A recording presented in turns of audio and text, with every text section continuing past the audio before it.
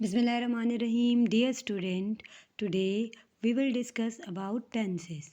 आज हम क्या सीखेंगे? आज हम टेंसेस सीखेंगे. सबसे पहले आपको ये पता होना चाहिए कि टेंसेस होते क्या हैं. टेंसेस कोई बहुत मुश्किल चीज़ नहीं है. टेंसेस क्या है? आपके पास टाइम है. क्या है? Tenses time. ओके. सो टाइम हमारे पास कितने पार्ट्स में डिवाइडेड है? Tenses means time and time is divided into three categories like present, past and future. Okay, and it is also further divided like present indefinite, present continuous and present perfect tense, present perfect continuous tense. Okay, likewise past and future also divided like this present indefinite tense or past indefinite tense or future indefinite tense. So first of all we are going to study about present indefinite tense. Okay, so present indefinite tense को अगर आप उर्दू में कहें तो उर्दू में क्या होगा? करता है वो खाना खाता है, मैं सोती हूँ. तो ये हमारे पास कौन से हो जाते हैं? Present indefinite tense. अगर हम उसको इंग्लिश में एक्सप्लेन करें तो हम ऐसे कहेंगे the verb of present indefinite tense shows general truth, simple और हैबिचुअल एक्शन. क्या करता है इसका वर्ब? अच्छा, एक और बात आपने माइंड में ये रखनी है कि टेंसेज में सबसे इम्पॉर्टेंट रोल जो प्ले करता है हमारे पास वो वर्ब प्ले करता है. ओके, क्योंकि बहुत सी जगहों पे वर्ब और उसकी फॉर्म चेंज होके हमें ये बताती है कि ये कौन सा टेंस है. तो आपको वर्ब की तीनों फॉर्म्स भी आनी चाहिए. Okay, so first of all what we are going to study the definition of present indefinite tense. The verb of present indefinite tense shows general truth, simple और habitual action. जो हमारे पास present indefinite tense है वो क्या show करता है? क्या show करता है? जनरल ट्रुथ और सिंपल और हैबिचुअल एक्शन को शो करता है. ओके, तो let's study the rules of present indefinite tense. How we can form present indefinite tense. First rule of formation of present indefinite tense, हम इसको कैसे बनाएंगे? We have to use the first form. हमने कौन सी form use करनी है? Verb की first form use करनी है. Okay, and number two we have to use s और es with singular नाउन और प्रोनाउन. ओके, जो हमारे पास कोई नेम या सिंगुलर नाउन और प्रोनाउन आएंगे लाइक अहमद और ही शी इट, इन सब के साथ हमने क्या यूज़ करना है? We have to use S और ई एस. जो भी सब्जेक्ट हमारे पास सिंगुलर होगा उसके वर्ब के साथ हमने एस और ई एस को पुट करना है. Okay, now here is negative. अब हमने नेगेटिव सेंटेंस बनाने के लिए क्या यूज़ करना है? We have to use do not. क्या यूज़ करना है? Do not. और डू नॉट कहाँ लगेगा? कौन से सब्जेक्ट के साथ? I, we, they, you. I do not, we do not, they do not, you do not. Okay, और डज नॉट किसके साथ लगता है? सिंगुलर के साथ लगता है. ही, शी, इट. सिंगुलर जो भी होंगे आपके पास उसके साथ हमने नेगेटिव सेंटेंस बनाने के लिए डज नॉट का यूज़ करना है. Okay, after using does not remove S E S.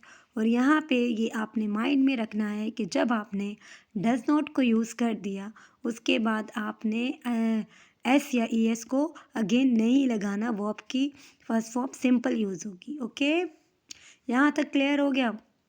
Interrogative में क्या करना है? डू और does will be use in start of the sentence. कहाँ यूज़ होंगे? सेंटेंस के स्टार्ट में यूज़ होंगे. And question mark will be added in the end of the sentence. Okay, first of all let's recall. Number 1 rule पहला क्या था? Verb को याद रखना है. वर्ब इंपॉर्टेंट है. वर्ब की first form we have to use first form of the verb. Okay, rules कौन से हैं? Add S E S with singular. Singular कौन से थे? He, she, it. Okay, negative बनाने के लिए do not. I do not, we do not, you do not, they do not, does not, he does not, she does not, it does not. Okay, और number next thing जो आपके लिए important है वो क्या है? After using does not remove S E S. हमने S E S को रिमूव कर देना है. Okay, interrogative do does will use in start of the sentence and question mark will be added in the end of the sentence. ये तो सबको पता है कि हमने जब क्वेश्चन का एंड होगा तो हमने क्या पुट करना है, क्वेश्चन मार्क पुट करना है। अब ये डू और डज जो हमारे पास नेगेटिव सेंटेंसेस में डू नॉट और डज नॉट और आता है, ये हमारे पास सिर्फ डू और डज के साथ स्टार्ट में आ जाएगा। Okay, so let's see the examples.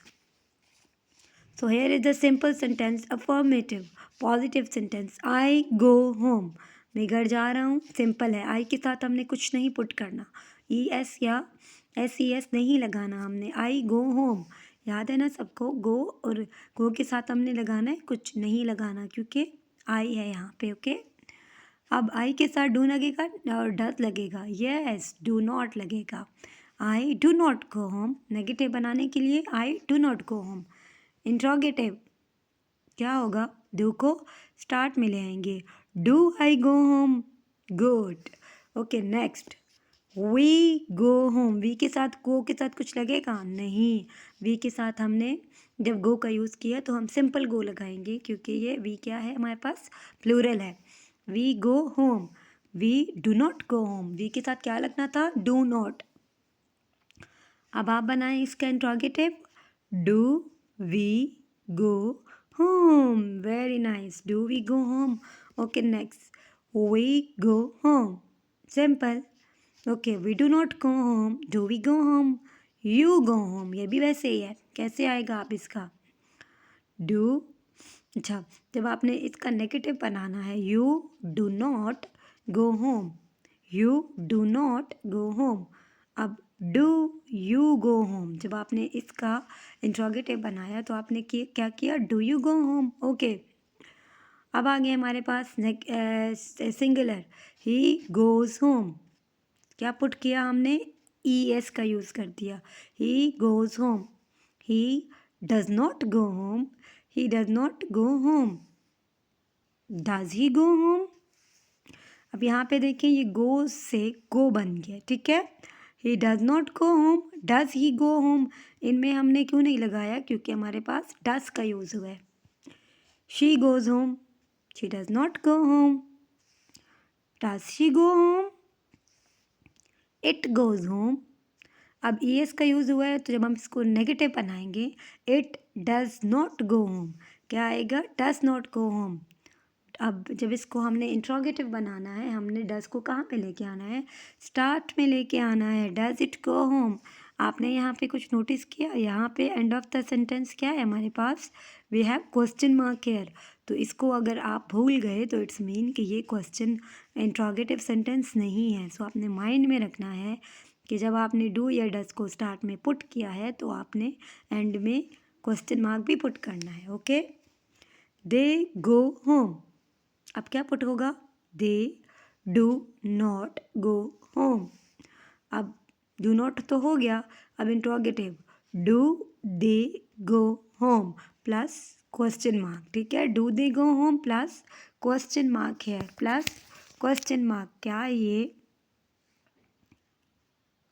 Do they go home, क्या वो घर जाएंगे। Okay, so I hope you understand present indefinite tense. For more videos, like and subscribe. Thank you.